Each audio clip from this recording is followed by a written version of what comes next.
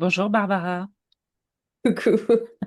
je suis Euh, ravie qu'on puisse prendre ce temps pour se parler. ouais, moi aussi. Je suis contente qu'on fasse enfin cette interview. Alors, j'ai un certain nombre de questions à te poser. Es-tu prête à te prêter au jeu? Ouais, avec plaisir. Est-ce que tu peux tout d'abord te présenter? J'ai envie de te demander, mais qui est donc Barbara Beaufils? Ouais. Aujourd'hui, je suis quelqu'un qui a envie de changer le monde. Et du coup, ça commence par moi. Tu vois, c'est un petit peu la citation de Gandhi, d'être soi-même le changement que l'on souhaite dans le monde. Et je me suis rendu compte d'un certain nombre de choses très très marquantes avec les chevaux qui, qui montre qu'il y a un changement de paradigme possible dans le lien humain équin, qu'en fait on peut être beaucoup plus aligné, beaucoup plus en lien avec nos chevaux que ce qu'on croit, chacun, et que ça passe par une forme de prise en charge et de responsabilité de son bien-être intérieur, qui ensuite permet d'être vraiment complètement en lien avec le cheval et d'instaurer des dialogues où on est dans une communication qui est réciproque, qui est mutuellement bénéfique, où toutes les choses fantastiques qu'on a envie de faire ou qu'on est capable de faire ou que ce cheval-là est capable de faire, ben, on va pouvoir les mettre en œuvre en partenariat. Et du coup, aujourd'hui, je suis quelqu'un qui construit un chemin pour rendre ça accessible au plus grand nombre. C'est ça, en fait, ce que j'ai en moi aujourd'hui. Euh, Et puis, mais au-delà de ton métier, qu'est-ce qui t'anime vraiment? Bah, en fait, c'est plus un métier, c'est une obsession de tous les instants. En fait, je me rends compte que bah, d'abord, je crois que j'ai toujours été obsédée par les chevaux, mais là, ça a pris une dimension en fait qui fait que eh ben, c'est carrément ma vie, ça. C'est trouver en fait les façons de rendre la sécurité intérieure de la personne et du cheval accessible au plus grand nombre, avec des protocoles très précis avec des outils en fait accessibles pour que bah, le lien humain équin, ça devienne autre chose que quelque chose de l'ordre du loisir, du cheval-objet, du faire-valoir, euh, et d'une relation qui est parfois unilatérale, que ce soit de la part de l'humain, mais parfois aussi de la part du cheval, parce qu'on a aussi des chevaux qui malmènent des gens. Oui, oui, oui. Donc, ouais, donc aujourd'hui, Barbara Bureau-Boffice, c'est une personne qui habite en baie de Somme,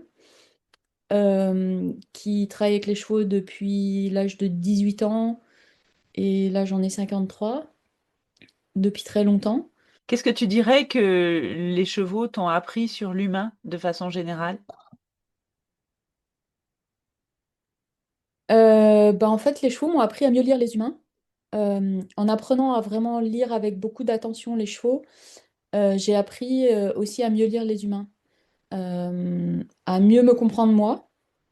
Mhm. Parce que j'ai vraiment ce ressenti qu'avec des chevaux, je ne peux pas tricher sur mes émotions véridiques, sur mon état interne véridique.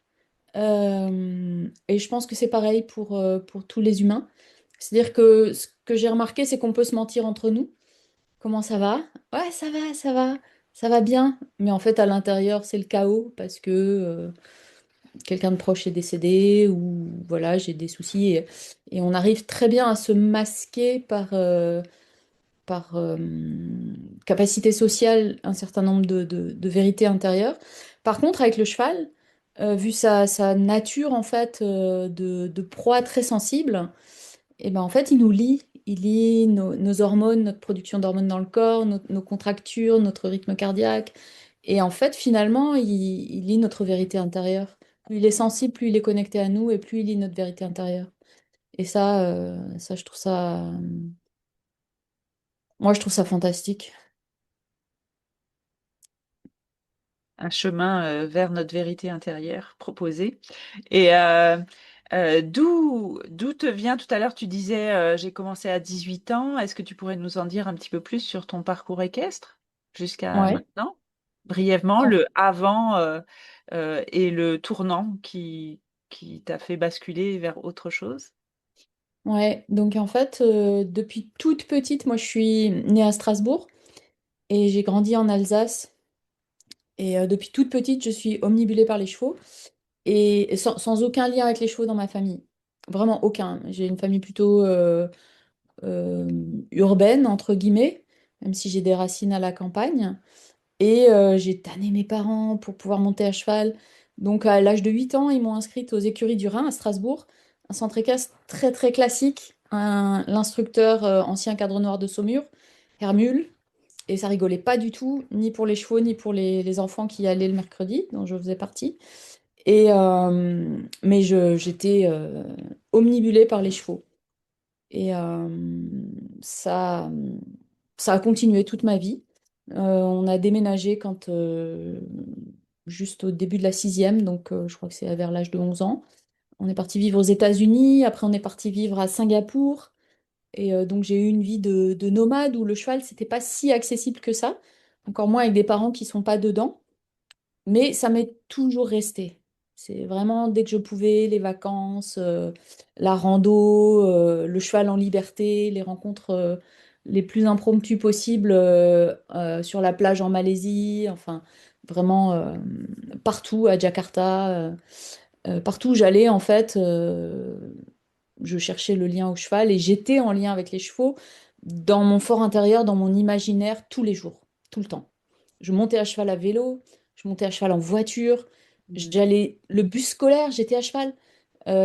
Assise sur une chaise, j'étais à cheval. Dans l'avion, j'avais un cheval. Enfin, vraiment, j'ai câblé cheval.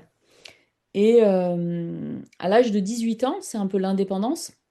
Je finis mon bac international à Singapour et je retourne en Europe, en France. Je fais un week-end en baie de Somme que je découvre par hasard par des gens qui avaient fait une rando avec moi. Et là, waouh, le, vraiment saisi par le milieu naturel, la réserve naturelle de la baie de Somme, le grand espace avec des dunes, les marées à perte de vue, et puis les chevaux Henson. Et moi, je dois partir à la fac en Angleterre, faire mes études d'histoire et de sciences politiques. Mais il s'avère que pour faire ça, je vais devoir débourser les prix des étudiants d'outre-mer parce que j'ai habité trop longtemps à l'étranger. Du coup, sauf si je prends une année sabbatique en Europe. Et là, du coup, après, l'année suivante, je peux payer les frais des étudiants européens pour aller à la fac en Angleterre. Et donc, qu'est-ce que je fais? J'écris au gars qui gère l'espace équestre Renson à l'époque. Et je lui dis, bah, moi, j'aimerais passer mon année sabbatique à être avec vous, avec les chevaux. J'ai passé un week-end chez vous, j'ai trouvé ça fantastique. Lui a perdu sa monitrice. Moi, je suis pas du tout monitrice, hein, je suis juste, voilà, j'ai 18 ans, j'attends d'aller à la fac. Il me dit, ah bah tu vas venir, tu vas t'occuper de l'élevage, il y a une centaine de chevaux. Henson, on est en train de créer une race et on a besoin de quelqu'un. Est-ce que tu peux rester une année? Donc il me dit banco, moi aussi. Donc ça, Donc c'est je me dans les retrouve années à, 90. c'est ça, 91. Je me retrouve à 18 ans à gérer un élevage d'une centaine de chevaux en extensif de la race Henson, avec la race en création, avec un domaine de plus de 1000 hectares.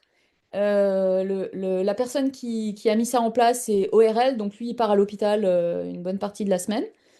Et moi, je suis... alors, il y a quand même du monde, il y a une association, il y a des gens, il y a... Mais une bonne partie de la semaine quand même, et puis je commence en novembre.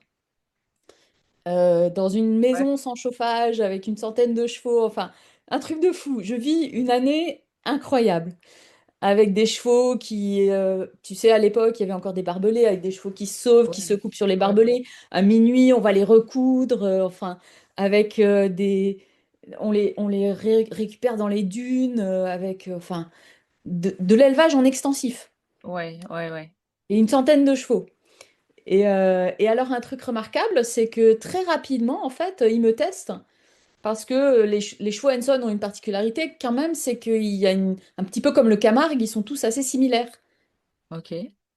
Et donc dans les troupeaux, ils commencent à me dire qui est qui.